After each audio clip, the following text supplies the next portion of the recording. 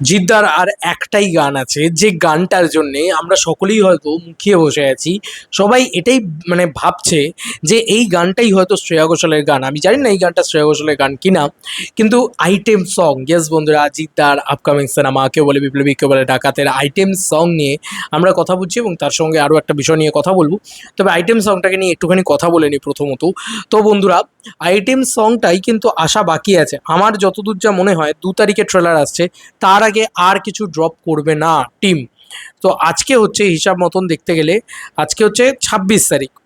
Yes, আজকে 26শে জুলাই। তো আর এদিকে 4 দিন আছে, ওদিকে 2 দিন, তো 6 দিনের মাথায়, 6 দিনের মধ্যিখানে আর কিছু ড্রপ করবে না টিম, এবং ট্রেলারটা ড্রপ হয়ে যাবে। তারপরে হয়তো 8-9 তারিখ নাগাদ আমরা আইটেম সংটা আসতে দেখতে পারি, বা 10 তারিখ নাগাদ। এর বাইরে আমার মনে হয় না প্রোডাকশন টিম আর কিছু আপডেট করতে পারে বা আর কিছু আপলোড করতে পারে। আর বাদবাকি যদি আর কোনো গান থাকে, সেটা কিন্তু আমাদের সিনেমা হলে গিয়ে দেখতে হবে। অনন্ত সিংহের এক কথায় সংজ্ঞায়িত করা যায় না। পথিকৃৎ বাসু, ডিরেক্টর পথিকৃৎ বাসু, তিনি কিন্তু এই জিনিসটার, এই ইন্টারভিউটা দিয়েছেন এই সময়কে। তো ছবি মুক্তির আগে টেনশনে পরিচালক পথিকৃৎ বাসু স্বাধীনতা দিবসের আগে তার ছবি কেউ বলে বিপ্লবী কেউ বলে ডাকাত মুক্তি পেতে চলেছে। পরিচালকের সঙ্গে কথা বলেন আরাত্রিকা দেব। কি বলছেন পরিচালক, আমরা একটুখানি দেখি। পরিচালক পথিকৃৎ বাসু কথায় শুরু করছি, হ্যাঁ একটুখানি পড়ে নিই। যে কোনো ছবি মুক্তির আগেই একটা চাপ থাকেই। তবে কেউ বলে বিপ্লবী কেউ বলে ডাকাত আমার কাছে অন্যরকম। প্রায় 2 বছর ধরে এই ছবিটা নিয়ে বেঁচে আছি। অনন্ত সিংহের জীবন আমাকে বহু দিন ধরেই টানতো। তিনি আমাদের স্বাধীনতা সংগ্রামের অন্যতম অব্য অবমূলিত মূল্যায়িত মূল্যায়িত নায়ক। আচ্ছা, তার জীবন শুধু ইতিহাস নয়, এক অসাধারণ মানবিক গল্প।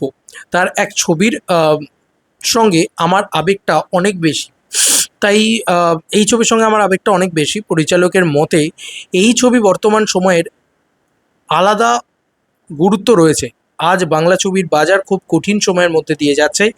এই ধরনের বিষয় নিয়ে ছবি তৈরি হওয়াটাই একটা বড় চ্যালেঞ্জ। আমি বিশ্বাস করি দর্শক যদি এই ছবিকে গ্রহণ করেন, তাহলে ভবিষ্যতে আরও নির্মাতারা এমন বিষয় নিয়ে কাজ করার সাহস পাবেন। এই ছবি তৈরি করার পর যে করার পথ যে সহজ ছিল না, সেটাও অকপটে স্বীকার করলেন পথিকৃৎ। অনেকের কাছেই গিয়েছিলাম, অনেকের জায়গায় থেকে প্রত্যাখ্যানও শুনতে হয়েছে।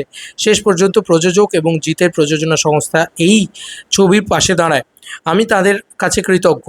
এই ছবির জন্য দীর্ঘ গবেষণা, প্রস্তুতি, শুটিং সব মিলিয়ে প্রায় 2 বছর অন্য কোনো কাজ করিনি। অনন্ত সিংহের চরিত্রে জিতকে নেওয়া কারণ স্পষ্ট করে জানালেন তিনি।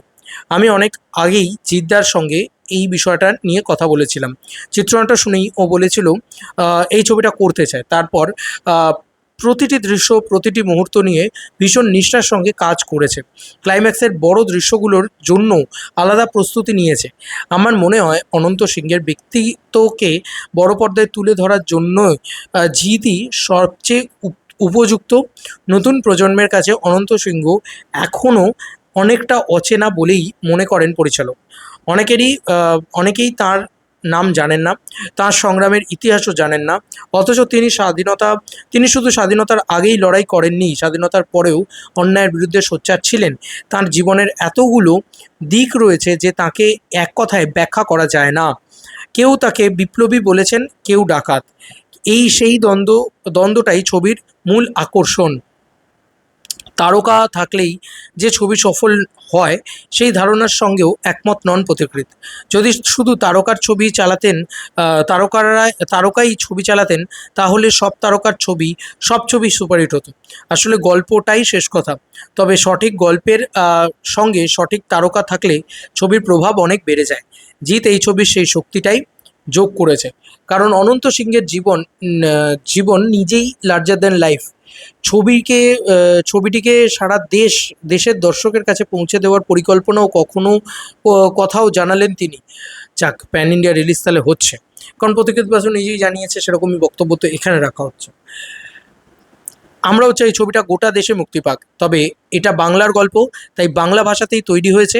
সেই পরিচয় বজায় রেখেই দেশের বিভিন্ন প্রান্তে পৌঁছে দিতে চাই। ঐতিহাসিক চরিত্র নিয়ে কাজ করার বাড়তি দায়িত্ব প্রসঙ্গ উঠতেই পথিকৃৎ বলেন, এখানে কল্পনার সুযোগ খুব সীমিত। এখানে আটকাই। এটা কিন্তু বাংলা ভাষাতেই সর্বত্র রিলিজ পেতে চলেছে, মানে বাংলা ভাষায় উইথ ইংলিশ সাবটাইটেল সারা ভারতবর্ষে রিলিজ করতে চলেছে, যেরকম আরও 5টা বাংলা ছবি করে। তো এক্ষেত্রে কিন্তু পুরো টিমটাই, যেহেতু আমি বারবারই বলছিলাম যে পুরো টিমটাই যেহেতু অন্যরকম, তারা কিন্তু মানে ওই সমস্ত জিনিসপত্রে করতে এখনই নারাজ, তাদের মতন করে তারা ভেবেছে। আর জিদ্দা, এটাই জিদ্দা, যে জিদ্দা কিন্তু শাহরুখ খানের মতন নিজেকে সঁপে দিয়েছে যে চলো তোমরা যেটা ভাবছো সেটার ওপরেই আমরা কাজ করব, তাই না? এটা কিন্তু জিদ্দার একটা বড় প্লাস পয়েন্ট বলা চলে। যাই হোক, আমরা পড়ি পরের লাইনটা। হ্যাঁ, বলা হয়েছে, হ্যাঁ, প্রতিটি তথ্য বই, নথি এবং বিভিন্ন নির্ভরযোগ্য সূত্র থেকে বারবার যাচাই করেছি। কোথাও একাধিক মত থাকলেই সেই বিষয়গুলোকে সম্মান জানিয়ে ছবিতে তুলে ধরার চেষ্টা করেছি। কারণ অনন্ত সিংহের মতো একজন মানুষকে ভুলভাবে দেখানোর অধিকার আমাদের নেই। বাংলা ছবির ভবিষ্যৎ নিয়ে আশাবাদী পরিচালক বললেন, পরিবর্তন একদিনে আসে না। এখন একটা কঠিন সময়ের মধ্যে দিয়ে আমরা যাচ্ছি, কিন্তু আমি বিশ্বাস করি ভালো গল্পের প্রতি দর্শকের ভালোবাসা কখনো শেষ হয় না। অনন্ত সিংহ নিজের সময়ে প্রচলিত ব্যবস্থার বিরুদ্ধে লড়েছিলেন। আমার মনে হয় প্রত্যেক মানুষের জীবনের একটি নিজস্ব বিপ্লব থাকে। এই ছবি যদি সেই বিশ্বাসটুকু দর্শকের মনে জাগিয়ে তুলতে পারে, তাহলে আমাদের পরিশ্রম সার্থক।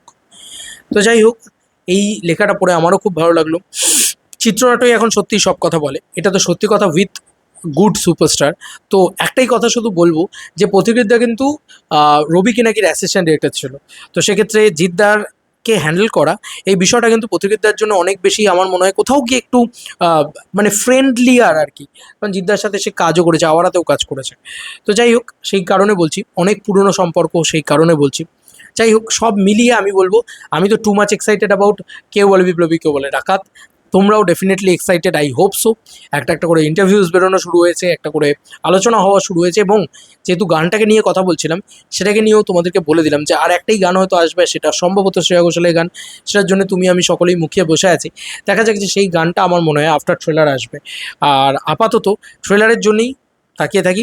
ট্রেলারের ভিতরে আমরা কিছু গান হয়তো শুনতে পারি, এবং ট্রেলারটাকে প্রচণ্ড ভালো হতে হবে, এটা নিয়ে কোনো সন্দেহ নেই।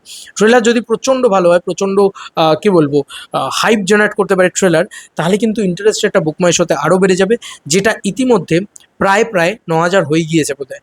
আমরা যদি খুব ভুল না করি, তাহলে বুক মাই শো একবার খুলবো, জাস্ট দেখে নেবো যে এখন ইন্টারেস্ট রেটে কোন জায়গায় রয়েছে কেউ বলে বিপ্লবী, কেউ বলে ডাকাত।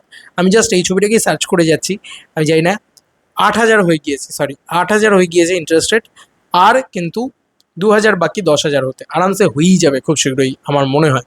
তোমাদের কার কি মতামত এই ভিডিওটাকে নিয়ে জানিও কমেন্ট সেকশনে। চলো বন্ধুরা, নতুন কোনো ভিডিওতে দেখা হবে, বাই।